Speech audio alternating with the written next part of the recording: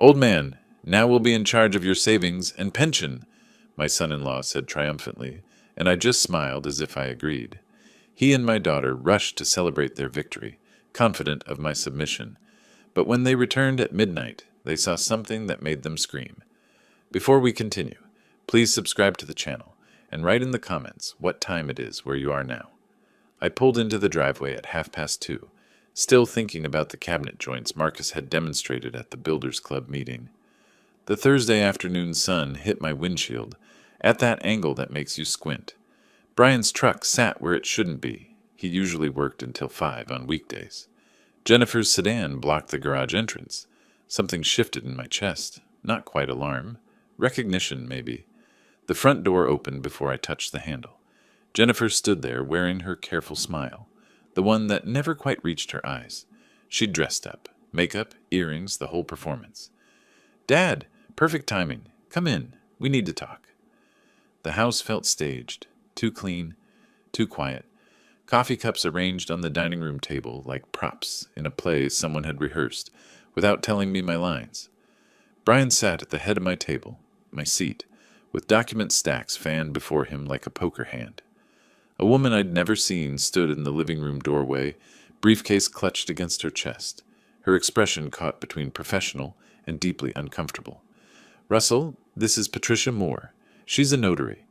Brian gestured to the empty chair across from him. "We've been working on something important. For your protection." I remained standing, counted the papers, estimated their purpose. "Protection from what?" Jennifer touched my elbow, gentle pressure guiding me toward the chair. "From complications, Dad. Legal complications if something happened and nobody could access your accounts." "Nothing's happened." "Not yet." Brian's smile didn't move right. The edges pulled too tight. "But you're 70. Things happen." Jennifer and I consulted an attorney. A power of attorney is the smart move. The notary shifted her weight. Her eyes found the floor. I sat, not because they'd convinced me, but because standing wouldn't change what was already in motion. The setup was too complete. They'd planned this while I talked about dovetail joints with men who'd known me 30 years. "Show me." Brian slid the document across the table. Jennifer poured coffee I didn't want into a cup I didn't need. The language was comprehensive. Full financial authority. All bank accounts, investment portfolios, pension deposits. My eyes caught on what wasn't there. No property transfer, no title changes. The house remained mine. I read slowly. Let them watch me read. Brian's wrist caught the light. New Rolex, maybe $5,000. More than his sporadic contractor work could fund.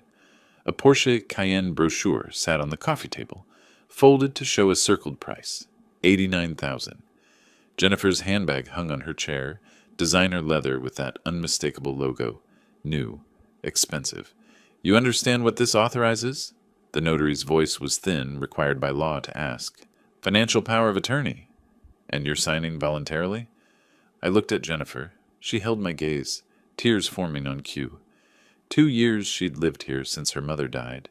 2 years of home-cooked dinners and concerned questions about my health. The pattern crystallized, gradually controlling my mail, suggesting I skip the Builders Club when I seemed tired, monitoring my phone calls. This wasn't sudden greed. This was harvest time after a long cultivation. "Do I have a choice?" "Of course you do." Brian leaned forward. "But fighting this, refusing, that would damage relationships. Forever. Jennifer just wants to help." "We both do." The threat lived in the space between his words. "Sign or lose your daughter completely." I picked up the pen. My hand didn't shake. I signed Russell Hawkins in the careful script my mother taught me 65 years ago. The notary stamped, witnessed, dated, done. Brian and Jennifer exchanged a glance. Just a second, but their masks dropped long enough for me to see the triumph underneath. The calculation, the victory. "We're going out to celebrate." Jennifer stood, already reaching for her coat. "Morton's downtown. You should rest, Dad. Big day." "Celebrating what, exactly?" "Getting your affairs in order." Brian laughed too loud. "Finally having everything protected." They dressed quickly, changed from the staged intervention costumes into dinner clothes. Their excitement leaked through the careful words. Jennifer checked her makeup in the hall mirror. Brian jangled his keys. "Don't wait up." Jennifer kissed my forehead. Mechanical affection. We might be late. I watched them leave. Brian's hand on Jennifer's waist. Proprietary. Their voices carried through the closed door. Laughter, relief, plans. The notary gathered her briefcase. Do you need anything, Mr. Hawkins?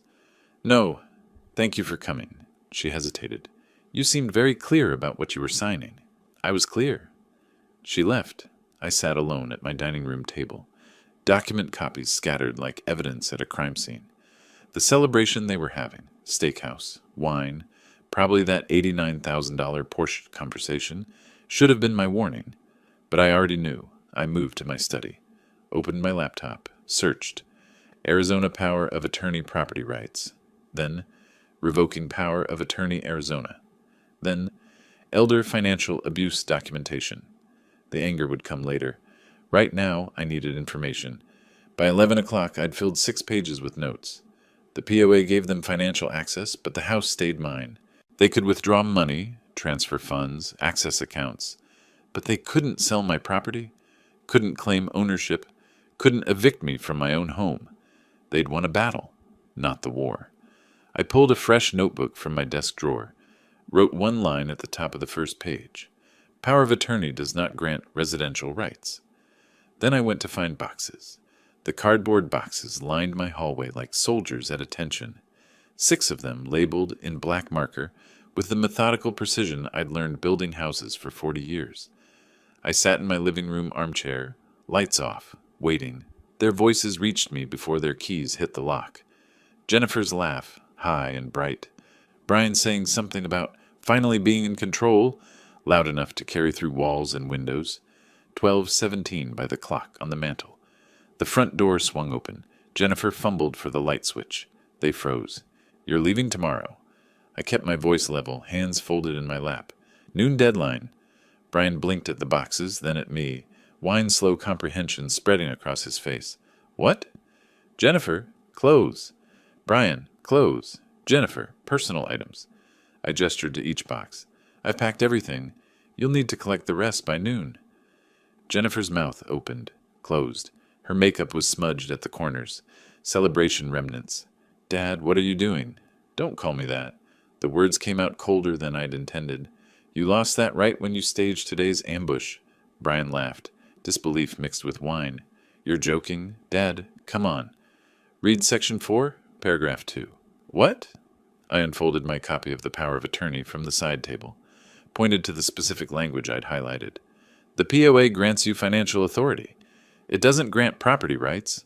This house is titled in my name. It remains in my name. You're tenants at will, and I'm terminating your tenancy. That's not how this works. Brian's voice rose, edges rough. That's exactly how it works. Consult your attorney if you disagree. He stepped forward, close enough that I could smell the wine and steak on his breath.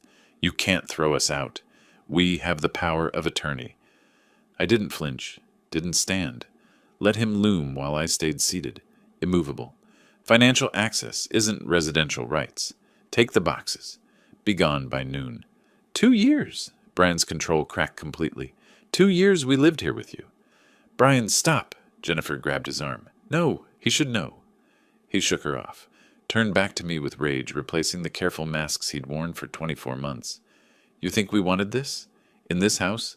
Listening to your stories about construction projects nobody cares about? 2 years of pretending we gave a single damn about your health, your day, your boring life. The truth I'd suspected landed with clarity. Not pain. I'd moved past that during the 6 hours they'd spent celebrating. Just cold confirmation. I see. Those accounts, that pension, that's payment for putting up with you. Jennifer was crying now, but I couldn't tell if it was real or performed. Brian's drunk. He doesn't mean it. He means every word. So do you. That's not fair. I'm your daughter. I love you. You love my bank account. There's a difference. She tried the tactics that had worked for 38 years. Tears, trembling voice, the little girl plea that used to break through my defenses. After everything I've done, how can you say that? Everything you did was calculated. I see that now. Brian slumped against the wall, fight draining into exhausted anger. Where are we supposed to go? That's not my concern. It's midnight.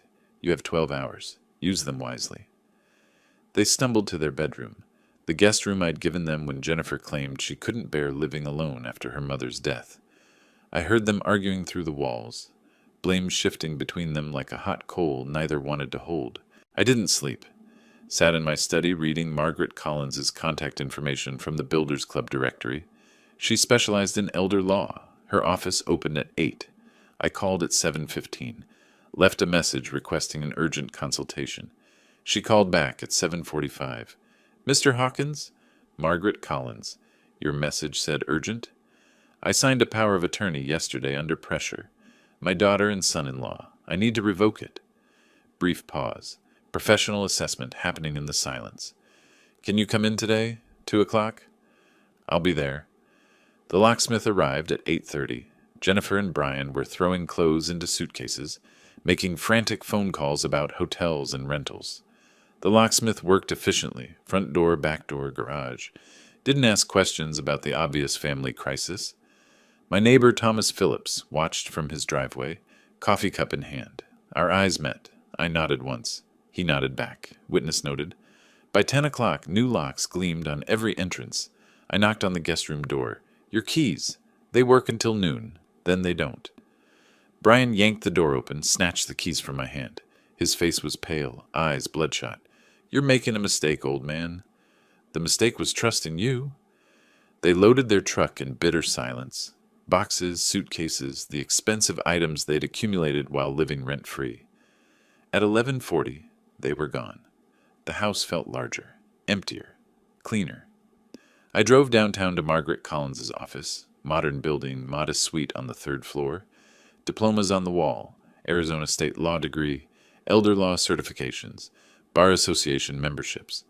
She was 52, sharply dressed, with eyes that calculated while she listened. I told her everything. The ambush, the notary, Brian's drunken confession, the eviction. She took notes without interrupting. When I finished, she leaned back in her chair. You signed this yesterday? Yes, under pressure. Did they threaten you? Not explicitly. The setup implied that refusing would be irrational. The notary was waiting. The documents were ready. The message was clear. Cooperate or be labeled incompetent. That may constitute duress. She pulled out a legal pad, started writing. In Arizona, we can file to revoke a POA, if signed under coercion or without full understanding. But first, have they accessed your accounts? I don't know. I tried checking online last night, but the bank website was down for maintenance. Her expression sharpened. Check now. Use your phone. I logged into my banking app. The screen loaded. Recent transactions appeared. My stomach went cold. 3 withdrawals. Yesterday afternoon, within 2 hours of the signing. $5,000, $8,000, $12,000, $25,000. Gone.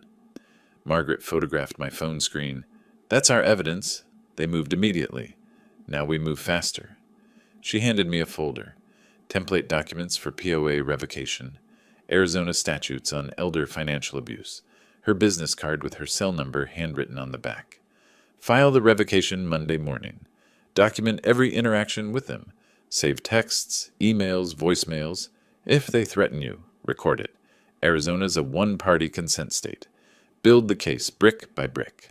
How long does this take? Depends on whether they fight. But Mr. Hawkins? She met my eyes directly. They will fight back. Be prepared. I left her office carrying the manila folder like a shield. The battle lines were drawn. $25,000 stolen. But I still had the house. Still had my clarity. Still had my anger, frozen into something harder and more useful. I drove home slowly, planning my next moves with the same methodical precision I'd used designing foundations for houses that needed to stand for generations. This foundation would hold. And when I built on it, they'd learn what happened when you tried to steal from a man who'd spent his life making things that last. The bank website loaded at 8 Saturday morning. I'd been awake since 6, waiting for the maintenance window to end. Coffee steamed beside my laptop, Margaret's manila folder spread across the kitchen table like battle plans. I clicked on my savings account.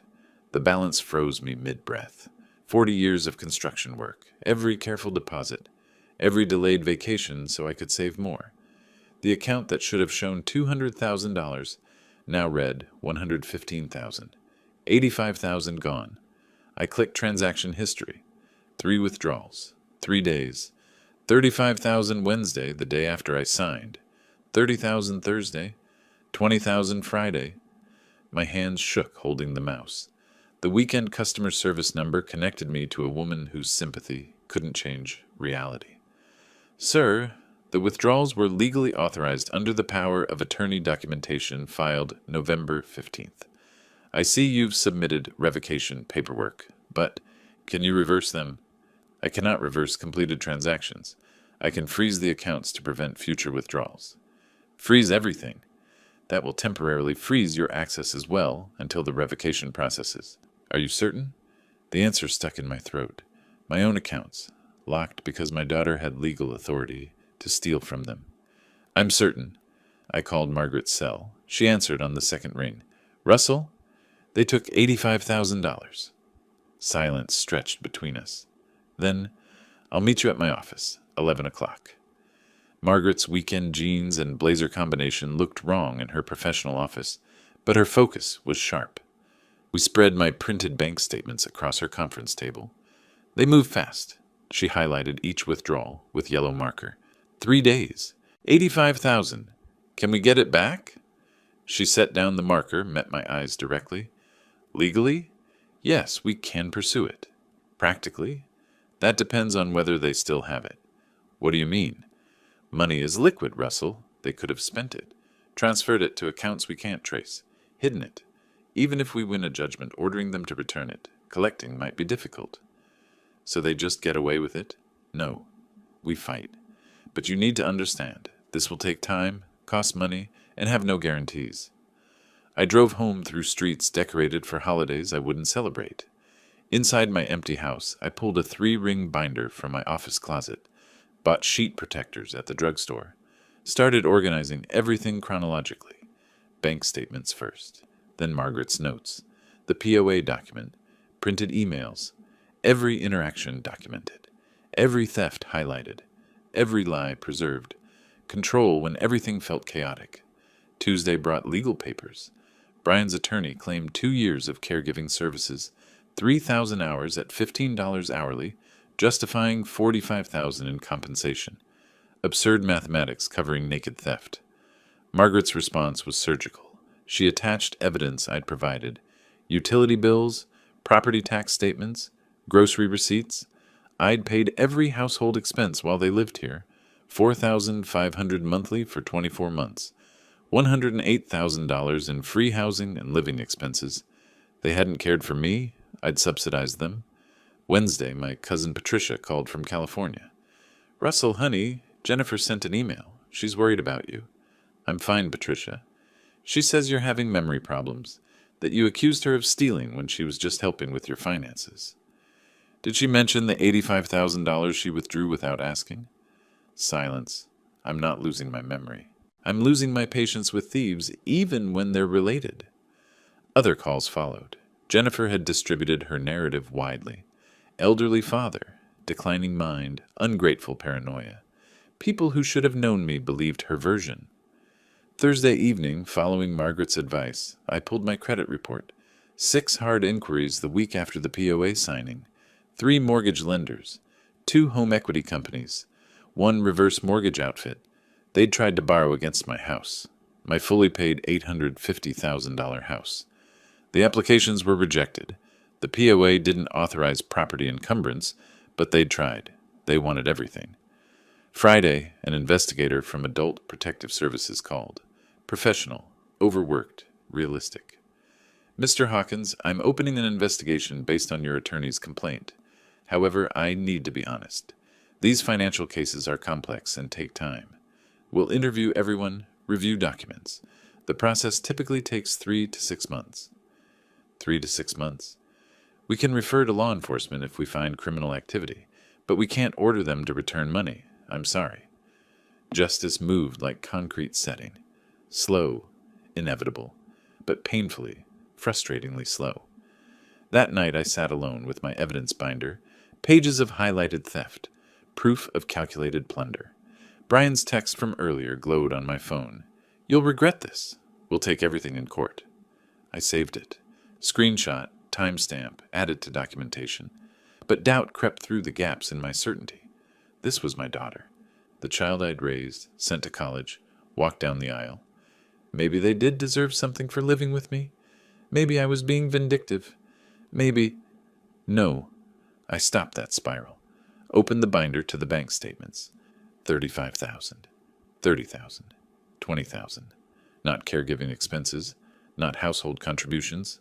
Theft. They'd made their choice. Calculated, deliberate, complete. Now I'd make mine. The official bank statement arrived in Saturday's mail. Thick envelope. December's transactions printed in official format. I sat at my dining table with my laptop open, printer ready, Margaret on speakerphone. Read me the December 16th transaction. Wire transfer, $12,000 to Majestic Getaways Travel. The day after the POA was signed. Yes. What's the transaction description say? Cancun resort package. 2 travelers. Margaret's pause held weight. They bought a vacation to Mexico with your retirement savings the day after getting your power of attorney. We can work with this, Russell. I created a spreadsheet. Date, amount, merchant, category. Each transaction itemized. $12,000 to luxury travel, $8,500 to Tiffany jewelry, $18,000 to desert luxury auto sales. None of it for my care. All personal indulgence. I called the travel agency, identified myself, explained the legal dispute. After verification, the agent confirmed. 2 first-class tickets. All-inclusive resort. Jennifer and Brian. Departure December 20th. Could you email me written confirmation? The documentation arrived within an hour. I printed it, 3-hole punched it, added it to the binder. Tiffany provided a receipt, showing Jennifer bought a diamond bracelet. The auto dealer confirmed Brian made a down payment on a 2024 Lexus. Each vendor supplied proof, transforming bank statement entries into concrete evidence of luxury spending funded by theft. Sunday afternoon, I walked next door. Thomas Phillips was raking leaves from his immaculate lawn, retired accountant precision in every movement. Thomas, you got a few minutes? Over coffee in his kitchen, I explained the situation. Facts, no dramatics. Thomas listened, nodded, set down his cup. I saw the whole thing that night. Your son-in-law was out of control. Would you be willing to put that in writing? For a formal statement? My attorney will draft something. It would help. Thomas met my eyes. Russell, you've been a good neighbor for 15 years. If your family is stealing from you, I'll say what I saw. Nobody should face that alone. Monday morning, I drove to a home security store. Purchased a Ring doorbell camera system with motion detection and cloud recording. Installed it myself. 40 years building houses meant I could certainly install a doorbell camera. Margaret had predicted, they'll come back. They won't be able to resist. When they do, you'll have video proof. Wednesday night, 11:47. My phone buzzed. Motion alert. I opened the app from bed. Brian's truck in my driveway. Brian approaching my door, trying the handle. Locked. He pounded with his fist. The camera captured his face clearly. Angry, possibly drunk. I know you're in there, Russell. You can't hide forever. That money is ours. I watched from my phone as he shouted, kicked the door, eventually left. 3 minutes of video automatically saved to cloud storage. Perfect evidence. Time-stamped. High definition. Self-incriminating. Thursday brought a process server with legal papers. Jennifer's attorney had filed a petition for emergency guardianship. I read it standing in my doorway, feeling something cold settle in my chest. Respondent has demonstrated significant cognitive decline, including paranoid ideation, impaired judgment, and inability to manage financial affairs. My daughter was trying to have me declared incompetent, not just stealing my money, stealing my independence, my dignity, my legal rights. Margaret's voice was tight when I called. It's a strategic move. If she can get guardianship, she controls everything. But Russell, she's made a mistake. This requires a psychiatric evaluation, and you're going to pass it. Dr. Eleanor Wright's office occupied the 3rd floor of a medical building downtown. She was 60, gray-haired, professionally neutral. The evaluation lasted 3 hours. Memory tests, recall lists of words, draw a clock, count backward from 100 by sevens, reasoning problems, questions about daily functioning. Mr. Hawkins, why are you here today? My daughter filed a petition claiming I'm mentally incompetent. I'm here to prove I'm not. Tell me about the situation with your daughter. She and her husband convinced me to sign a power of attorney, then withdrew $85,000 from my savings without my knowledge or permission. When I evicted them and moved to revoke the POA, she filed for guardianship claiming I'm confused. How does that make you feel? Betrayed, angry, sad, but not confused. I understand exactly what happened. I'd prepared thoroughly, brought documents showing my activities, Builders Club minutes, home repair invoices, correspondence, not just passing the evaluation, acing it. 3 days later, Margaret called with results. Russell, I have Dr. Wright's report. And complete vindication, no cognitive impairment, excellent mental status, appropriate judgment. She's recommending denial of the guardianship petition. My exhale felt like releasing pressure I hadn't known I was holding. So it's over? That part at least? That threat is over. But Russell, you understand what your daughter tried to do.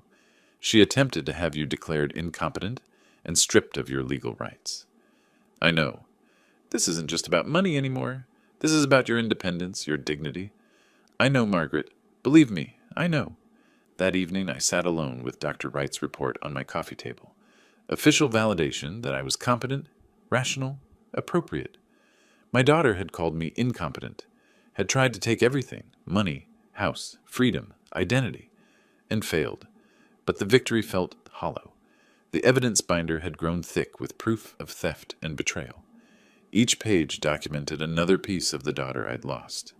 I went to bed early, exhausted not from the battles won, but from the cost of winning them. 2 weeks before the hearing, I sat across from Margaret in her conference room. Evidence exhibits covered the table, bank statements, receipts, witness statements, the security camera footage on a thumb drive. My 3-ring binder anchored one corner like a foundation stone.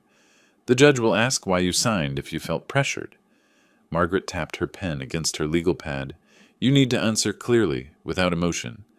I signed because refusing seemed impossible in that moment.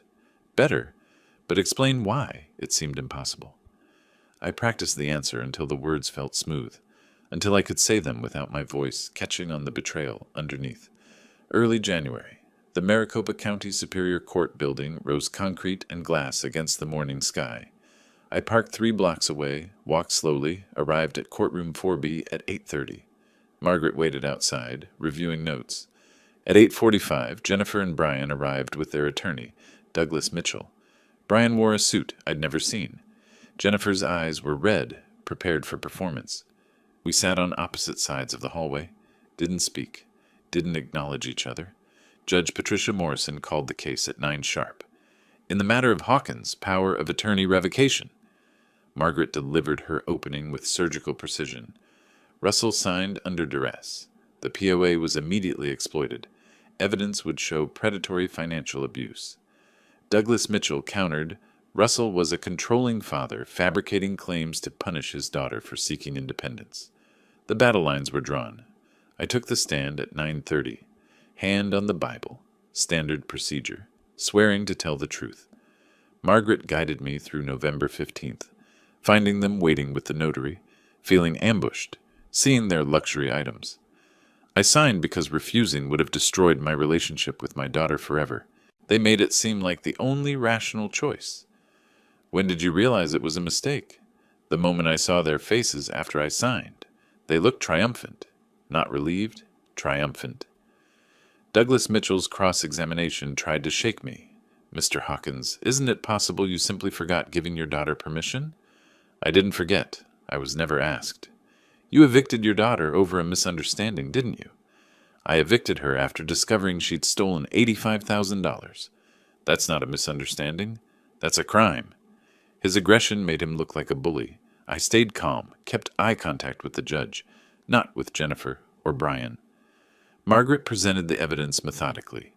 A poster board timeline showed the withdrawals. November 15th, POA signed. November 16th, first withdrawal. November 17th, second. November 18th, third. She held up bank statements with yellow highlighting. This $12,000 charge, what was this for? A vacation to Cancun they bought the day after getting my power of attorney. The security camera footage played on the courtroom monitor. Brian pounding my door at midnight. His voice filled the quiet room. "Open up, old man. You can't hide forever." Jennifer stared straight ahead. Brian looked down at the table. The afternoon session brought the critical evidence. Margaret introduced the notary's contemporaneous notes, legally required documentation. She read aloud, "Signor appeared uncomfortable and hesitant during signing. Family members were present and actively encouraging signature. Circumstances felt pressured." Judge Morrison took notes, nodding. Jennifer took the stand at 2:45, confident she could sway the judge with tears. She cried, claimed she was trying to help her aging father, said the withdrawals were misunderstandings. Margaret's cross-examination was devastating. "Ms. Hawkins, you testified the $12,000 was for family expenses. Who traveled to Cancun?" "Brian and I did." "Not your father?" "No, but we needed a vacation paid for with your father's stolen money?" Margaret displayed a photo Jennifer had posted online. The Tiffany bracelet captioned, "Treating myself." "And this $8,000 bracelet? Whose emergency was that?" Jennifer's voice dropped to a whisper. "It was a gift for myself." "With your father's money? Without his knowledge or permission?" "I thought I had authority." "You had authority to manage his finances for his benefit, not to buy yourself jewelry. You knew that, didn't you?" No answer. Judge Morrison delivered her ruling at 3:30. She didn't need extended deliberation. The power of attorney is revoked effective immediately. The evidence demonstrates it was signed under psychological duress and immediately exploited for personal gain rather than the principal's benefit. She looked sternly at Jennifer and Brian. Furthermore, respondents are ordered to return $85,000 to Russell Hawkins within 60 days. Failure to comply will result in contempt proceedings and referral to the Maricopa County Attorney for criminal prosecution under Arizona's Elder Financial Abuse statutes. Outside the courthouse, Margaret tempered my relief. "They owe you $85,000. Actually, getting it is the next battle. They've already spent most of it. Be prepared for them to fight collection." I understood. Legal victory didn't guarantee financial recovery. But I'd won. The POA was revoked. Jennifer's guardianship petition was denied. The judge had called it what it was: exploitation. I drove home slowly, processing vindication mixed with exhaustion. 60 days. The countdown began. 2 weeks passed. 45 days remained on the 60-day deadline. I'd received no communication from Jennifer or Brian. No payment, no acknowledgement they'd even heard the judge's order. I called Margaret from my home office. "They're ignoring it." "Then we enforce. I'm filing for asset seizure this afternoon. They bought things with your money. We'll take those things back." Margaret's paralegal ran comprehensive searches. DMV records showed a 2024 Lexus ES 350 registered to Jennifer on December 18th, 3 weeks before the hearing. Purchase price, $47,000 from Desert Luxury Auto Sales. They'd known a judgment was coming. They'd tried to convert cash into an asset. Margaret filed the seizure motion immediately. Judge Morrison's order came back within 2 days. Vehicles seized to satisfy judgment. Sheriff authorized to execute. The next morning, a sheriff's deputy and tow truck arrived at Jennifer and Brian's apartment. Jennifer was at work. Brian was home. Within an hour, Brian drove to my house in his old pickup, parked in my driveway, started shouting from the sidewalk. "Russell, get out here! You took Jennifer's car. She needs that for work." I watched through the living room window, didn't respond. Thomas Phillips came out next door, watching. Mrs. Rodriguez across the street called the police. Brian's shouting continued. Incoherent rage about unfairness, vindictiveness, family betrayal. 2 Scottsdale officers arrived 15 minutes later. The senior officer, Martinez, was calm and clear. "Sir, there's a valid court order for that seizure. It's legal. Now I see you've been warned before about harassing Mr. Hawkins. You need to leave this property immediately." "Or what? Or I arrest you for criminal trespass and harassment. Leave now, or leave in handcuffs." And Brian left, tires squealing. Officer Martinez took my statement, documented the incident. The next afternoon, Jennifer came alone. First direct contact since the hearing. She rang the doorbell. stood on my porch, looked genuinely distressed. Makeup smeared, eyes red, clothes rumpled. I opened the door slightly. Chain still latched. Dad, please. Just 5 minutes. What do you want, Jennifer? Her prepared speech tumbled out. Brian manipulated her. She never wanted any of this. She's my daughter and deserves another chance. The car seizure destroyed them financially. Looking at her crying, I felt the parental instinct war with justified anger. She's my daughter. I raised her. Part of me wanted to believe her, to fix this. My hand moved toward the chain lock. Then memory flashed, her cold smile after the POA signing, the guardianship petition calling me incompetent. 85,000 gone in 3 days. The manipulation became obvious. These tears were tactics. I spoke firmly through the chained door. Jennifer, if you're truly sorry, prove it. You have 40 days to return the money. Bring me a check for $42,000. Show me through actions, not words. Then we'll discuss forgiveness. Her tears stopped instantly, like a faucet shut off. Her expression shifted. Pleading victim became angry adversary. 42,000? We don't have that. You know we don't. You're just being cruel. You had $85,000 2 months ago. My $85,000. You spent it. That's not my problem. I closed the door, watched through the window as she stood motionless, then stormed to her car and drove away fast. 3 days later, the Lexus sold at sheriff's auction for $43,000. After fees, $42,700 deposited into my account. Margaret sent an updated statement. Original theft, $85,000.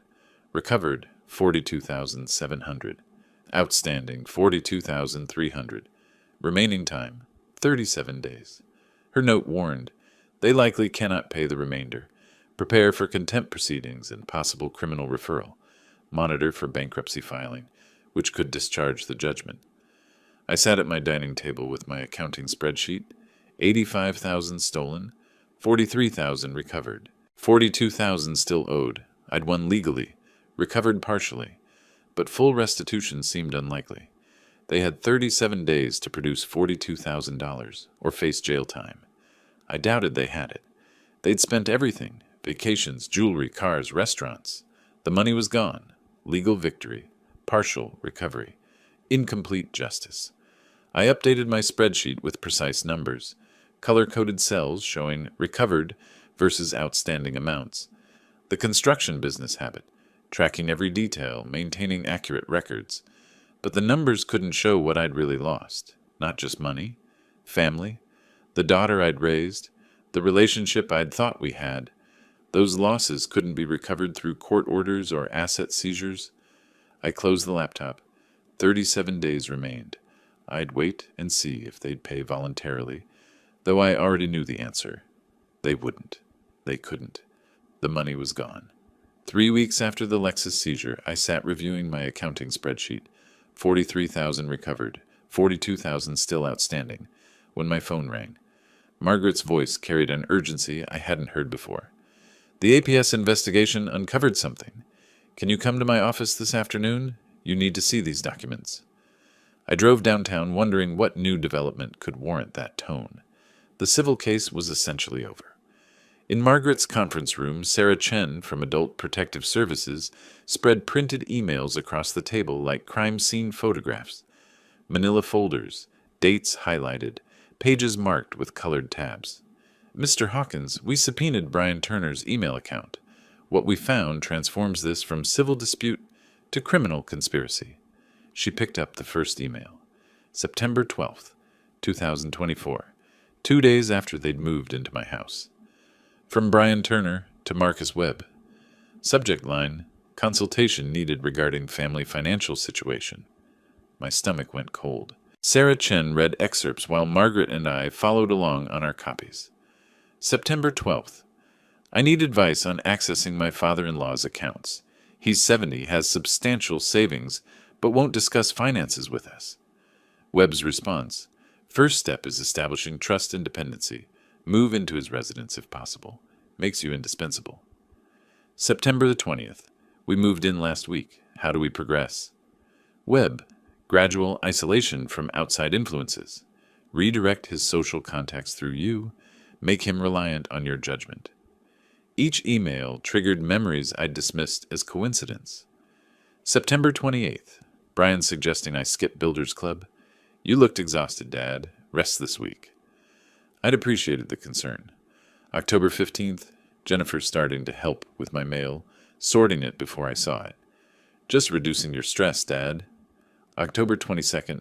Brian answering my phone when Leonard called, taking a message that never reached me. I'd thought Leonard was avoiding me. Controlled isolation, I'd thought they cared. Sarah Chen reached November emails. Need to move forward with the power of attorney. Timeline? Webb responded, don't rush. Build pressure gradually. Make it seem inevitable, like the only reasonable choice. Have the notary ready. Don't give him time to think. November 10th. Everything set for the 15th. Notary scheduled. Documents prepared. He won't see it coming. Clinical planning. Calculated exploitation. I wasn't their father. I was their target. Margaret produced different emails. Jennifer to her friend Kimberly. October 18th. Brian and I are working on accessing Dad's accounts. He's sitting on almost $750,000 while we struggle. It's not fair. October 25th. Brian found someone who explained how to do this legally. Power of attorney. Once we have it, we can finally get what we deserve. The friend warned her, Are you sure? That sounds risky. Jennifer's response, Dad won't even notice. He's getting old anyway. Getting old anyway. Sarah Chen closed the folders, looked at me directly. Mr. Hawkins, Arizona law classifies planned financial exploitation of vulnerable adults as a Class 2 felony under ARS 4646. These emails demonstrate months of planning, consultation about exploitation tactics, deliberate psychological manipulation. This is criminal fraud. The Maricopa County attorney will file charges within 2 weeks. She added, Marcus Webb is already on our radar. He's coached at least 6 similar schemes across Arizona, teaching family members how to exploit elderly relatives through legal instruments. The Attorney General is building a RICO case against him. I sat silently, staring at the emails. My daughter's address at the top of messages discussing me like a business opportunity. Russell, are you okay? Margaret's voice was gentle. I knew they stole from me. I knew they manipulated me. But this, they planned it for months. Every conversation was calculated. I wasn't their father. I was their mark. My voice sounded flat, even to myself, but my hands shook. I left Margaret's office at 5, carrying copies of the emails. Traffic was heavy. 30 minutes home instead of 20. I sat in my driveway for 10 minutes after parking, engine off, staring at nothing. Thomas saw me, waved. I waved back automatically.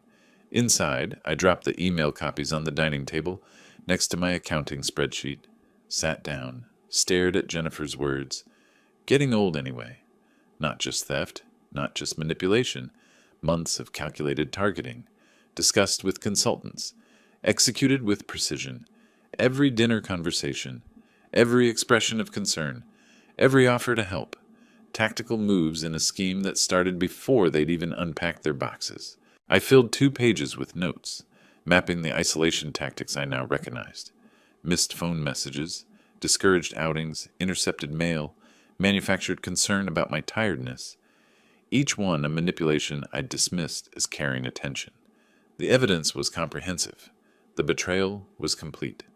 And my daughter, my only child, had planned it all alongside her husband, viewing her elderly father as an obstacle to money she felt entitled to. Criminal charges were coming. Prison was possible. She was still my daughter, but she'd stopped being my family months before I'd realized it. 2 weeks later, Margaret called at 8:30 in the morning. The criminal charges were filed yesterday. Jennifer and Brian were both arraigned this morning on Class 2 felony elder financial abuse. And there's more. Douglas Mitchell withdrew as their attorney. Conflict of interest. They're blaming each other already. Within days, the fractures became visible. Brian's public defender approached the prosecutor with a deal. Brian would testify against Jennifer, claiming she'd masterminded everything, manipulated him through their marriage, pressured him into compliance. He provided text messages where Jennifer discussed the plan, demanded he get the money faster. Jennifer responded through Melissa Hargrove with secret recordings. She'd been documenting Brian since November, after the POA signing but before my eviction. The audio captured Brian planning and gloating. "We're going to squeeze every penny out of the old man. He won't know what hit him. 300 grand is sitting there. We just need to grab it." Neither deserved mercy at the other's expense. A week after the arraignment, Margaret arranged a meeting with Assistant County Attorney Laura Sandoval. Her office occupied the 4th floor of the county building, utilitarian furniture, case files stacked on every surface, conviction statistics framed on the wall. Laura was 42, sharp, experienced in financial crimes. She spread both sets of evidence across her desk, Brian's texts, Jennifer's recordings. "Mr. Hawkins, they're both guilty. The email evidence proves joint planning and execution. I'm not playing their blame game." She leaned back in her chair. "But I'm also practical. Trials are expensive and uncertain. I'm offering both the same plea bargain." Then she asked directly, "Do you want your daughter to go to prison?" I sat silently. Margaret didn't prompt me. This was my choice. I want justice. I want my money back. I want them held accountable. I paused, choosing words carefully. But if accountability can happen without prison, through probation, restitution, public record, I can accept that. She's still my daughter, even after everything. Laura nodded. Then I'll structure the plea around full restitution and supervised probation. No prison if they comply. Prison if they violate probation. 2 days later, I attended a pretrial hearing. Routine legal business about evidence admissibility, but Jennifer and Brian were both present. They sat on opposite sides of the courtroom with their attorneys. When Brian entered, he passed Jennifer's table.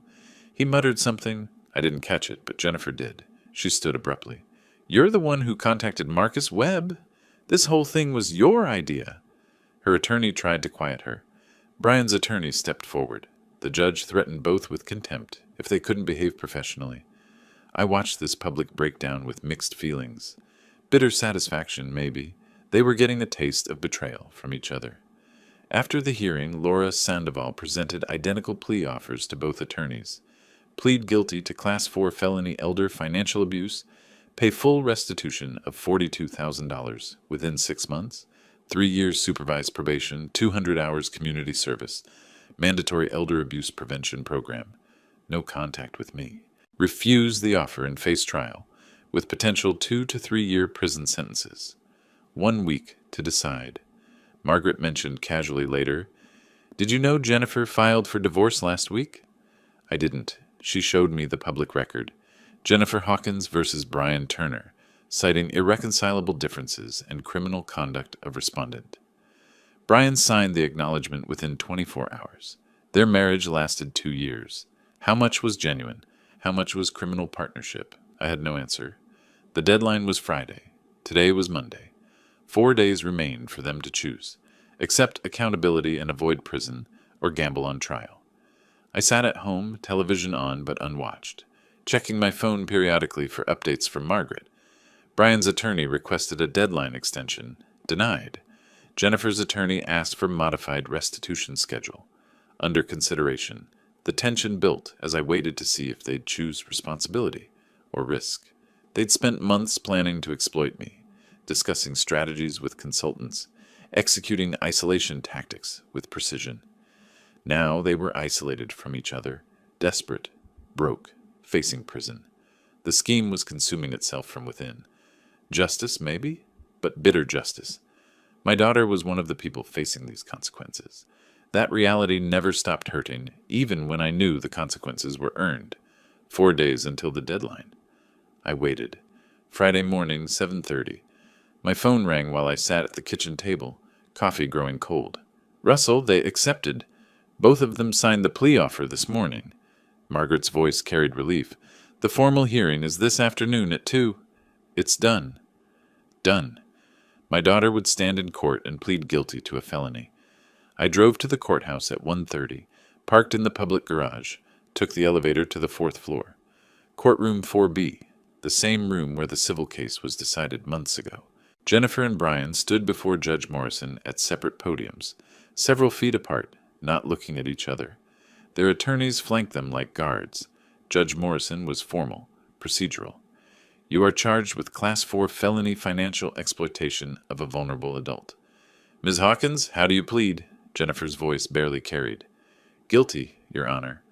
I need to hear you clearly. Guilty, louder this time, defeated. Mr. Turner, same charge. How do you plead? Guilty, Your Honor. The judge accepted the pleas, reviewed the terms. 3 years supervised probation, 200 hours community service, mandatory elder abuse rehabilitation program. No contact with Russell Hawkins without written consent. I sat in the gallery, 3 rows back, hands folded. When the judge said guilty, my shoulders dropped. Tension I didn't know I was carrying released. Over the following week, Margaret kept me updated on their desperate scramble to raise $42,000, the amount still owed after the Lexus recovery. They sold everything. The Tiffany bracelet went back to the jeweler for $6,500. Electronics sold on Facebook Marketplace for $2,800. Furniture to a second-hand dealer for $4,200. The math didn't add up. They were selling at fractions of purchase prices, raising maybe $15,000 total. Brian's parents mortgaged their home in Tucson, $30,000 to keep their son out of prison. Margaret received the cashier's check the following week. Full restitution paid, she told me over the phone. $42,000 plus. The Lexus proceeds equals $85,000. You're financially whole, Russell. Financially whole. The words felt hollow. Within days, consequences cascaded. Jennifer's employer terminated her. Quarterly background check revealed the felony conviction.